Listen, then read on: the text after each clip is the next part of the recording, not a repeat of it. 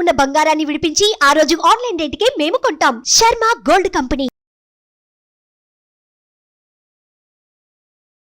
మాఘమాసంలో పౌర్ణమి నాడు సముద్ర స్నానం చేస్తే చాలా విశేషమైన ఫలప్రదం అని చెప్తూ ఈ విశేషాన్ని చెప్తున్నారనమాట. మాఘం స్నానాలకు ప్రసిద్ధి ముందు చెప్పిన సంగతే. నిజానికి మకర సంక్రమణం జరిగింది మొదలు కుంభ సంక్రమణం వరకు జరిగే మధ్యలో ఉండే కాలం కాలం మాఘమాసం అని చెప్తారట. అంటే పూర్వం ఇది పాటించే వాళ్ళేమోనండి. మనం ఇప్పుడు ఏం చేస్తాము, మాఘ పౌర్ణమి పాడ్యమి నుంచి అమావాస్య వరకు మనం మాఘమాసంగా భావిస్తాం.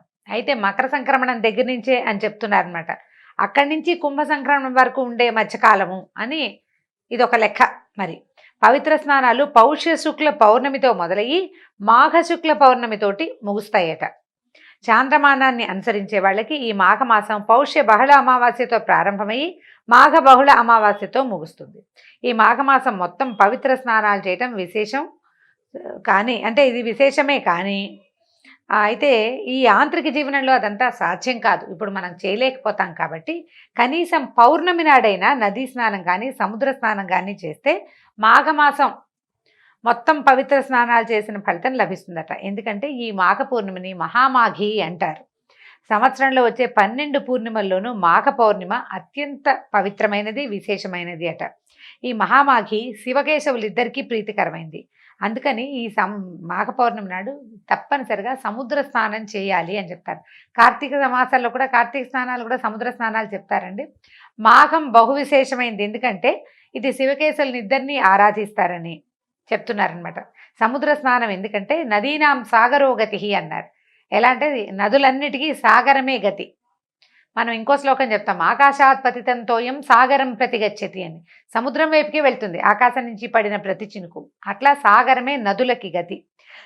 తర్వాత సకల నదీ నదాలు చివరికి సముద్రంలోనే సంగమిస్తాయి కనుక సముద్ర స్నానం చేస్తే సకల నదుల్లోనూ స్నానం చేసిన పుణ్య ఫలితం దక్కుతుంది. ముఖ్యంగా సముద్రుడి ప్రత్యేకత ఏంటంటే ప్రతినిత్యం సూర్యకిరణాల వల్ల ఎంతో నీరు ఆవిరవుతున్నప్పటికీ సముద్రం తాలూకు పరిమాణం కొంచెం కూడా తగ్గదు. అనుక్షణం నీళ్ళు ఆవిరైపోతూనే ఉంటాయి, అయినా సరే సముద్రం తగ్గదు. అలాగే ఎన్నో జీవనదులు తనలో కలుస్తున్నప్పటికీ సముద్రుడి పరిమాణం పెరగదు. ఎన్ని వేల నదులంటే అన్ని పక్కల నుంచి మనం చెప్పుకునే పెద్ద నదులు 12 కాకుండా చిన్న పెద్ద నదులు ఎన్నో, అయినా సరే సముద్రం పెరగదు, తగ్గదు. అయితే స్థిరత్వమే సముద్రుని యొక్క ధర్మమట. తర్వాత అగాధి జడత్వాలు ఆయన తత్వం, ఇలా చెప్తున్నారనమాట. సాగరుడు సంతోషప్రదుడట. సంవత్సరంలో 4 సార్లు స్నానం చేయాలని, సముద్ర స్నానము అది కూడా ఆషాఢ పూర్ణిమ, కార్తీక పూర్ణిమ, మాఘ పూర్ణిమ మరియు వైశాఖ పూర్ణిమల్లో చేయాలని, అలా సాగర స్నానాలు చేసిన వాళ్ళకి సముద్రుడు సంపూర్ణ ఆరోగ్యాన్ని కలుగజేస్తాడని ఎన్నో పురాణాల్లో చెప్పబడిందట. స్నానం అంటే ఏదో షవర్ బాతు, స్విమ్మింగ్ పూల్లో ఏదో చేయటము, ఇంట్లో ఎలా 2 చెంబులు నీళ్ళు పోసుకోవటము కాదు. నది తాలూకు ప్రవాహ వేగానికి ఎదురుగా నిలబడి, అది కూడా నడు మునిగేల కంటే నాభి మునిగేదాకా నిలబడి స్నానం చేయాలి. అది కూడా 48 నిమిషాల పాటు స్నానం చేయాలని విధిట. ఒక్కసారి అవకాశం దొరికిన నదిలో నిలబడి మునిగి తల ముంచాల్సిన అవసరమేం లేదు. ఆటలాడటం కాకుండా ఇట్లా నాభి వరకు నీళ్లలో కనుక నిలబడితే ఈ ప్రవాహ వేగం వల్ల వచ్చే కరెంట్స్ అన్నీ శరీరాన్ని శుద్ధి చేస్తాయండి. దానికి ఎంత మంచి మంచి చాలా రకాల విషయాలు చెప్తున్నారు. ఇవన్నీ ఆరోగ్యానికి సంబంధించిందే. ఇప్పుడు మానవుల శరీరం ఎలాగూ ఏమంటారు, పుట్టిన ప్రతి జీవి గిట్టక తప్పదు, గిట్టిన ప్రతివాడు పుడతాడు, బాగానే ఉంది. మనం మరణించక తప్పదు కాబట్టి స్నానం మానేసి అన్నం మానేసి ఉండం. జీవిగా పుట్టినప్పుడు దానికి తగినట్టుగా మనం ప్రయత్నం చేసుకుంటూ వెళ్ళాలి. ఎప్పుడు మన జీవుడికి కాలం పూర్తవుతుందో ఆనాడు వెళ్ళిపోతాం. అప్పటి వరకు మనం చేయవలసిన ప్రతి పని, ప్రతి విధి అన్నీ చేసి తీరవలసింది. అవి సజావుగా చేస్తే ఇహలోకంలో ఇక్కడ జీవితం ప్రశాంతంగా ఉంటుంది. ఆరోగ్యం లేకపోతే ప్రశాంతత లేదు. ఆరోగ్యం వల్ల ఎక్కువ ప్రశాంతత లభిస్తుంది. అందుకని ఈ విధి విధానాలన్నిటిని మనం పాటిస్తూ ఉంటే కనుక ఇబ్బందులు లేకుండా ఉంటాము. ఆరోగ్యము తెచ్చిస్తుంది, పవిత్రత సాధించగలుగుతాము, కొన్ని పాపాలు పోగొట్టుకోగలుగుతాము. దానివల్ల ఏంటంటే తర్వాత జీవితాలు ఇంకా బాగుంటాయని చెప్తారు. సూర్యోదయ కాలం నుంచి, అంటే ఇది ఎప్పటి నుంచి చాదస్తం అదని అనుకోకూడదట. సూర్యోదయ కాలం నుంచి సూర్యాస్తమయం వరకు ప్రసరించే సూర్యకిరణాల్లోని విద్యుత్ శక్తిని నదీ జలాలు, సాగర జలాలు తమలో నిక్షిప్తం చేసుకుంటాయి.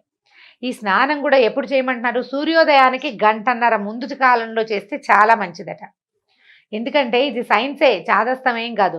నీటిలో విద్యుత్ శక్తి ఉందని మనకు తెలుసు, కరెంట్ ఉంది కదా నీళ్ళలో, మనం అదేగా ఇప్పుడు వాడుకుంటున్నాం. అయితే ఈ సైన్స్ గిన్స్ ఏమీ పుట్టలేదు, మనం కరెంటు తీయటం నేర్చుకోకముందే మన పెద్దవాళ్ళు చెప్పారు. బ్రాహ్మీ ముహూర్తాన్ని నదీ స్నానానికి అనుకూలమైన సమయంగా నిర్ణయించారు. సముద్రుడు, నదులు, జలాలు, నీరు ఇట్లా శక్తిని తీసుకుంటాయి. అప్పుడు ఇంకొక ఏం చేస్తారు, సాయంకాలం అయ్యేసరికల్లా, అంటే సూర్యుడు చంద్రుడు ఇద్దరి గురించి చెప్తున్నారు. తన వెండి వెలుగులతో జగతిని జ్యోత్స్నామయం చేసేటువంటి చంద్రుడు తన కిరణాల్లోని అమృతత్వాన్ని, ఔషధ విలువల్ని నదీ జలాలకి అనుగ్రహిస్తాడు. నీటిలో ఉండే ఈ అద్భుత శక్తులు తిరిగి సూర్యకిరణాలకు పరావర్తనం చెంది అంతరించిపోతాయి. అందుకని సూర్యోదయానికి పూర్వమే స్నానం పూర్తి చేయాలనే నియమాన్ని విధించారు పెద్దలు. ఇంట్లో చేసినా పర్వాలేదు అని అమెండ్మెంట్లు, అంటే సర్దుబాట్లు ఏవో చెప్తున్నారు. కానీ వాకిట్లో బయట చంద్రుడు కనపడే చోట, వాపి కూపు తటాకాదుల్లో, సరస్సుల్లో, తర్వాత నదిలో, సముద్రంలో చేయమనేది. ఎందుకంటే ఆ వాటర్, నీరు తీసుకున్నటువంటి కరెంట్స్, నీటిలో ఉండే కరెంట్స్, ఈ చంద్రకిరణాల వల్ల నీటికి కలిగినటువంటి ఔషధ తత్వాలు, అవన్నిటినీ మనం తీసుకోగలుగుతాం. సూర్యుడు వచ్చేసరికల్లా చంద్రుడి వల్ల వచ్చిన ఔషధ గుణం తగ్గిపోతుంది. సూర్యుడి వల్ల వచ్చేది వస్తుంది, అది వేరే కథ. ఇది చంద్రుడి వల్ల వచ్చినటువంటి అమృతత్వం, ఆరోగ్యము, మానసికమైన ప్రశాంతత చంద్రుడి వల్లే వస్తుంది. చంద్రమా మనసో జాతః అని చెప్తారు. చంద్రుడు మనఃకారకుడు, మనసు నుంచి పుట్టాడు, మనఃకారకుడు. ఆ చంద్రమా కిరణాలు పడినటువంటి నీటితో స్నానం చేస్తే మనసు కూడా ప్రశాంతంగా అవుతుంది. అయితే ఈ నడుము నమూను వరకే ఎందుకు మునగాలండి, పైదాకా ఇక్కడ దాకా గొంతు కంఠస్నానం, కంఠవంతం దాకా ఎందుకు? కంఠస్నానం అంటే వేరే కదండి. తలస్నానం అంటే ఒంటి మీద పోసుకునే నీళ్ళని కంఠస్నానం అంటారు. తల తడపకుండా చేసేదాన్ని. కంఠం వరకు, కంఠదగ్నంగా ఇంత మటుకు మునిగి ఎందుకు చేయకూడదు అంటే ఏం చెప్తున్నారంటే, గర్భస్థ శిశువుగా ఉన్న పిండానికి నాభినాళం ద్వారానే జీవశక్తులు అందుతాయి. మనకు తెలుసు, అంబ్లికల్ కార్డ్ నుంచి, బొడ్డుతాటి నుంచే కదా బిడ్డకి ఆహారం అందేది. ఇది ఎవరు కాదనలేని సత్యం. అయితే నదీ సాగర జలాల్లో నిక్షిప్తమైన ఉన్నటువంటి సౌరశక్తి, సోమశక్తి అంటే సూర్యచంద్రుల యొక్క శక్తులు, వాటిని నీ నాభి నుంచే శరీరం గ్రహిస్తుందట. అందుకని నాభి మునిగే వరకు నదిలో నిలబడి స్నానం చేయాలి.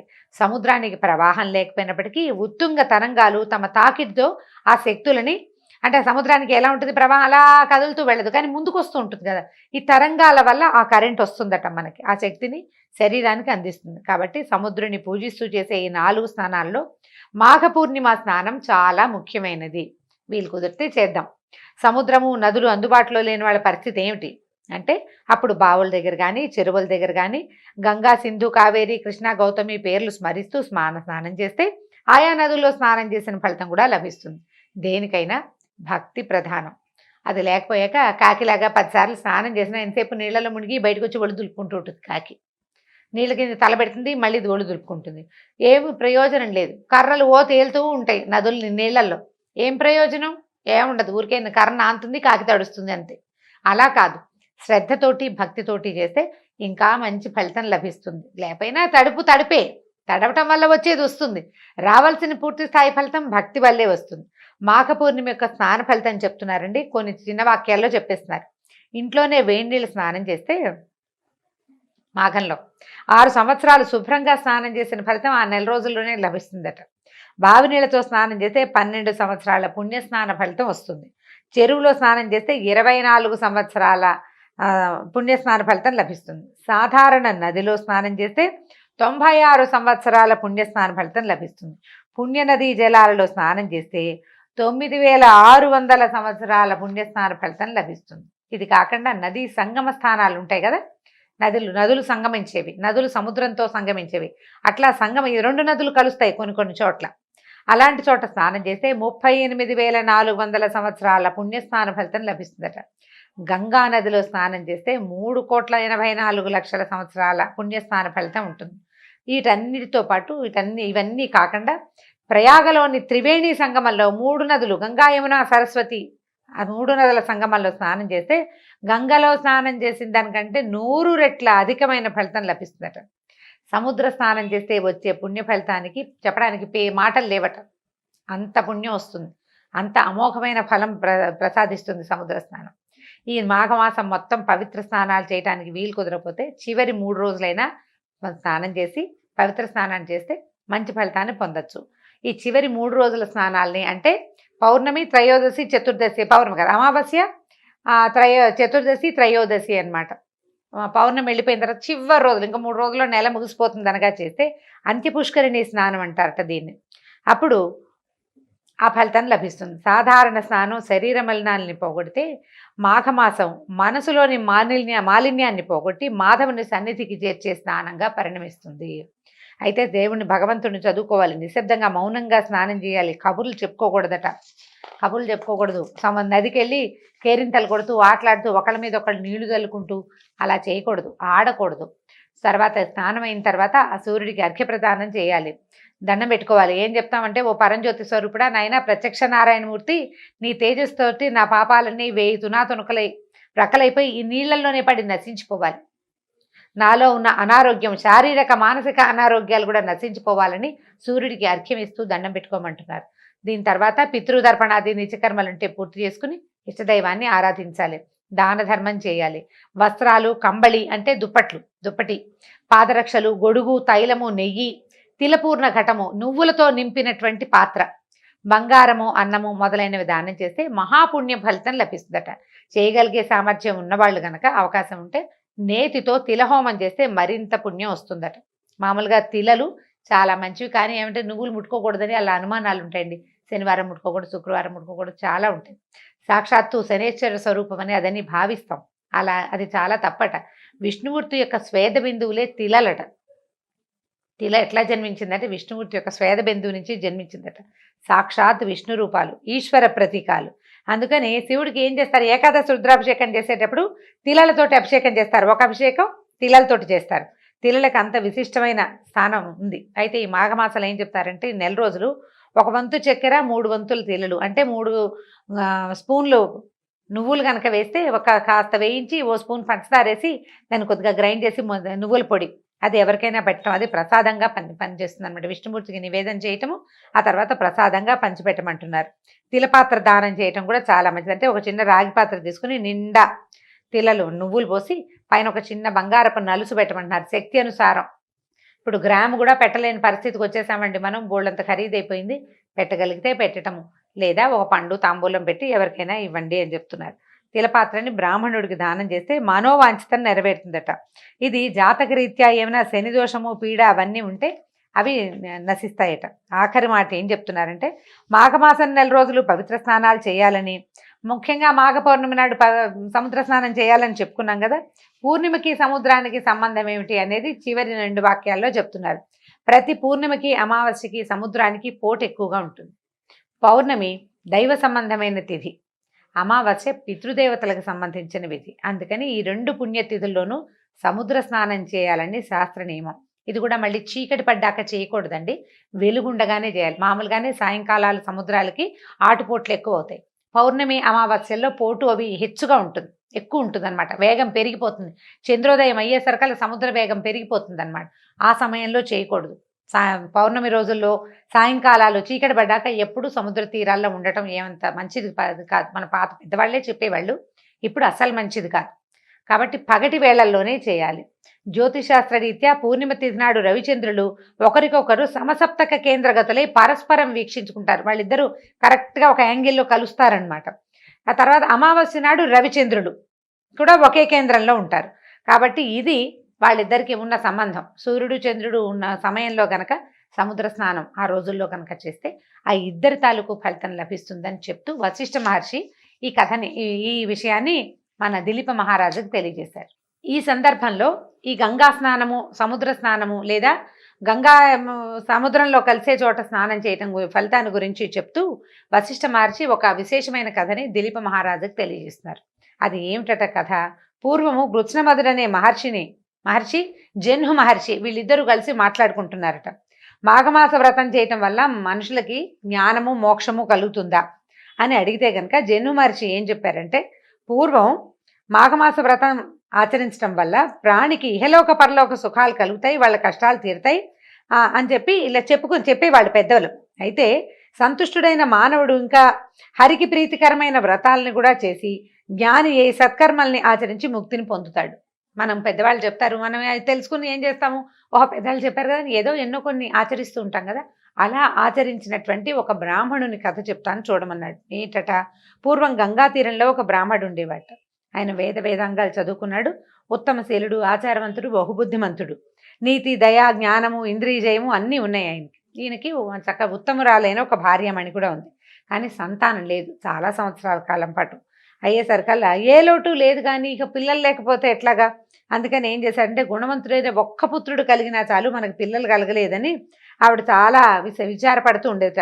మన వంశం ముందుకెళ్ళదా అని ఆయన దిగులు పడేవాడు. ఇక నేను అమ్మ అని పిలిపించుకోలేనా అని తల్లి బాధపడుతుండేది, ఆవిడ కూడా, ఆయన భార్య కూడా. అయితే ఏమనుకున్నారంటే ఒకళ్ళతో ఒకళ్ళు మాట్లాడుకుంటూ ఆవిడంది, ఎవరైనా పెద్దవాళ్ళని అడుగుదాము, సంతానం కలగడానికి ఏదైనా ఒక సలహా తీసుకుని చేస్తే బాగుంటుంది అనేసరికల్లా సరే బాగా ఆలోచించుకుని వీళ్ళు ఏం చేశారంటే శ్రీమన్నారాయణమూర్తిని గురించి తపస్సు చేద్దామని భావించారు. పూర్వము మృకండ మహర్షి విష్ణుమూర్తిని అంటే ప్రార్థన చేసే కదా సంతానాన్ని పొందాడు. సంతానాన్ని ఎట్లా పొందాడు? విష్ణుమూర్తిని కాబట్టి ప్రార్థన చేశాడు, ఆయనకు ప్రార్థనకే ఆయనకి సంతానం కలిగింది. తర్వాత ఆ పిల్లవాడు మార్కండేయుడు అయ్యాడు, చిరంజీవి అయిపోయాడు కదా. కాబట్టి ఈ అవకాశాన్ని చూసుకుని మనం కూడా ఏదైనా తపస్సు చేద్దామని భావించారట. బ్రాహ్మడు అష్టాక్షరి జపం చేస్తూ విష్ణుమూర్తిని మనసులోనే నిలుపుని తీవ్రమైన తపస్సు చేశాడు. కొంతకాలానికి స్వామి ప్రత్యక్షమయ్యాట. చక్కగా వనమాలను ధరించి, శంఖచక్రాదులు ధరించి, మెడలో వనమాల, శంఖచక్రాలు ధరించి చతుర్భుజుడైన మహావిష్ణువు ఇతని ముందు ప్రత్యక్షమయ్యాట. ఈయన ఎలా ఉన్నాడంటే మకర కుండలాలతోటి ధగధగాయమానంగా ఉన్నాడు. మా స్వామి మహాసౌందర్యవంతంగా ఉన్నాడు. అయితే లక్ష్మీ సమేతుడై గరుడారూఢుడై ఇక్కడికి వచ్చాడట. వచ్చినా సరే ఆయన తపస్సులో మునిగిపోయాడు. విష్ణుమూర్తి వచ్చి నుంచున్నా ఒళ్ళు తెలియటం లేదు ఆయనకి. అప్పుడు ఆయన నవ్వుతూ, విప్రా, నేను నీకు వరాన్ని వేయడానికి వచ్చాను, లేచి కళ్ళు తెరువు, నీకేం వరం కావాలో కోరుకోమన్నాడు. అప్పుడు ఈయన, అయ్యా నాకు ఒళ్ళు తెలియటం లేదు అని చెప్పాడనమాట. అప్పుడు భగవంతుడు ఏమనుకున్నాడంటే, నా కోసం తపస్సు చేశాడు, నేను రాగానే రెడీగా వరం అడిగేసేయాలి, అది కావాలి ఇది కావాలని అడగాలి. అయినా కూడా నిశ్చల చిత్తుడుగా ఉన్నాడు. భగవంతుడి దర్శనం అయినా కూడా ఇంకా ధ్యానంలోనే మునిగి ఉన్న ఈ బ్రాహ్మణుడికి అతను ఏది అనుకుంటే అది ఆ కోరిక తీర్చాలని భావించాడట. భావించి అతన్ని మనసు మరిలేటట్టుగా చేశాడనమాట. మనసు మరిలిపోయేటట్టుగా అతన్ని మాయలోంచి బయటపడేశాడు. ఈ భగవంతుడిని సాక్షాత్కరించినటువంటి విష్ణుమూర్తిని చూసేసరికి ఆ బ్రాహ్మణుడు ఎన్నో స్తోత్రాలు చేశాడు, ఎన్ని శ్లోకాలో చేశాడు, ప్రదక్షిణాలు చేశాడు, ప్రదక్షిణ నమస్కారం చేశాడు, పాదాలు పట్టి వదల్లేదు. స్వామి ఇంత సులువుగా ప్రత్యక్షం అవుతావని అనుకోలేదు అని చాలా పరిపరి విధాలా ప్రార్థించాడు. ప్రార్థించాక ఆయన అడిగాడనమాట, నాయనా ఏమిటి నీకు ఏం కోరికుంది, నీకే కావాలి అని అడిగేసరికల్లా ఆయన ఏం అడిగానంటే, నాకు నీ పాదాల మీద నిశ్చలమైన భక్తి, విష్ణుమూర్తి మీద భక్తి కావాలి. విష్ణుమూర్తి పాదాలని అటు ఇటు పోకూడదు, నా దృష్టి వేరే ఇతర దైవాల వైపు వెళ్ళొద్దు. భగవంతుని పట్ల భక్తి నీవు మొదటిది. తర్వాత ఏమో ఇహలోకంలో పరలోకంలో కూడా సద్గతికి కారణమైన పుత్ర సంతానాన్ని ఇచ్చి నాకు ముక్తిని ప్రసాదించు. నాకు గనక సంతానం కలకపోతే నాతో పాటు నా పితృదేవతలు కూడా మలమల మాడిపోతారు, అన్నోదకాలకి ఉండవు, నాకు అన్నోదకాలు ఉండవు, పితృదేవతలకి ఉదకాలు ఉండవు అని అడిగాడు. అడిగేసరికల్లా ఈయన ఏమన్నాడు, నువ్వు కోరినట్టే వరం ఇచ్చాను, నువ్వు చేసిన స్తోత్రం ఎవరైతే చదువుతారో వాళ్ళకు కూడా నీకు ఇచ్చిన వరము వాళ్ళకు కూడా ఇచ్చినట్టే అంత చక్కటి స్తోత్రం చేసావని ఆయన మెచ్చుకున్నాడు. అష్టోత్తర శతనామాలు చెప్పాడట బ్రాహ్మడు. సరే చెప్పి విష్ణుమూర్తి అంతర్ధానం అయిపోయాడు. ఈయన చాలాగా అమ్మయ్య పోగొట్టుకున్న సొమ్ము దొరికిన వాడికి వచ్చినంత సంతోషం వచ్చిందట బ్రాహ్మడికి. ఇక్కడి నుంచి ఈ తపోభూమి నుంచి గబగబా ఇంటికి వెళ్ళిపోయాడు. కొంతకాలానికి ఆయన భార్య గర్భవతి అయింది. ఒక కుమారుడు కన్నాడు, పుట్టాడు. ఎంత చక్కటి వాడోట. పిల్లాడు ఎక్కువగా ఏడ్చేవాడు కూడా కాదు, బహుబుద్ధిమంతుడైన పిల్లవాడు. కాస్తంత 2 ఏళ్ళు 2వ ఏడు వచ్చింది, సంవత్సరం నిండి 2వ ఏడు వస్తే ఒకనాడు నారద మహర్షి వీళ్ళ ఇంటికి వచ్చారట. అయితే ఈ పిల్లాడు కొంచెం అప్పుడే తప్పటడుగులు వేస్తున్నాడు, కొద్దిగా అత్త తాత అంటున్నాడు. నారద మహర్షి పాదాలకు నమస్కారం చేసేసరికి ఆయన పిల్లాడిని ఇట్లా దగ్గరికి తీసుకుని, వీడు ఆయుర్దాయం 12 ఏళ్ళేరా నాయన అని చెప్పాడట. పిల్లాడు 12 ఏళ్ళే బతుకుతాడని చెప్పేసరికి నిర్ఘాంతపోయారు బ్రాహ్మడు భార్య. లేక పుట్టిన పిల్లాడు విష్ణుమూర్తిని ప్రార్థించి తపస్సు చేస్తే ఆయనంతటా ఆయన వరం ఇచ్చాడు. నీ మనసులో ఏదుందో అది నీకు ఇచ్చేస్తానన్నాడు. ఆ ఇచ్చేసిన వరం అల్పాయుష్కుడైన కొడుకైపోయాడే అని ఎంతో ఏడ్చారు. చాలా దుఃఖం. అన్నం సహించేది కాదట. ఎప్పుడూ విచారమగ్నులుగా ఉండేవాళ్ళు. అయితే కొన్నాళ్ళకి ఏమనిపించిందంటే, నేను ఇంత తపస్సు చేసి పిల్లాన్ని పొందితే చివరికి వీడు ఇలాగే ఉంటాడు, విద్యాభ్యాసం చదువు కూడా పూర్తవదు. 8 ఏళ్లకు ఒడుగు చేసి చదువుకు పంపిస్తాము, చదువు ఎక్కడ పూర్తవుతుంది, 12 ఏళ్ళకి అవ్వదు కదా, విద్య కూడా పూర్తి కాకుండా వివాహం కూడా కాకుండా ఇంత చిన్న పిల్లాడే మరణిస్తాడు అనేసరికల్లా అసలు నేను దీన్ని తట్టుకోలేకపోతున్నానని భార్య అంటూనే ఉంది, ఆయనకి అనిపిస్తోంది అనమాట. సరే ఏమనుకున్నారంటే భార్యని ఓదార్చాడు ఆయన, నువ్వు ఉండు, ఇప్పుడు ఈ సమస్య ఎందుకు వచ్చిందో మనం తెలుసుకోవాలి. విష్ణుమూర్తి ఇచ్చిన వరాన్ని నారద మహర్షి వచ్చి కాదని ఎలా చెప్తాడు? కాబట్టి మళ్ళీ ఏం చేద్దామంటే, ఎవరైనా సరే పుట్టాక మరణించక తప్పదు, ఇవాళ కాకపోతే రేపు. కానీ ఇలా అల్పాయుష్కుడైన కుమారుణ్ణి భగవంతుడు నాకు ఎందుకు ప్రసాదించాడో మనకు తెలియాల్సిందే. కాబట్టి నేను మళ్ళీ విష్ణుమూర్తి కోసం తపస్సు చేస్తాను, నువ్వు పిల్లాన్ని పెట్టుకుని జాగ్రత్తగా ఉండు.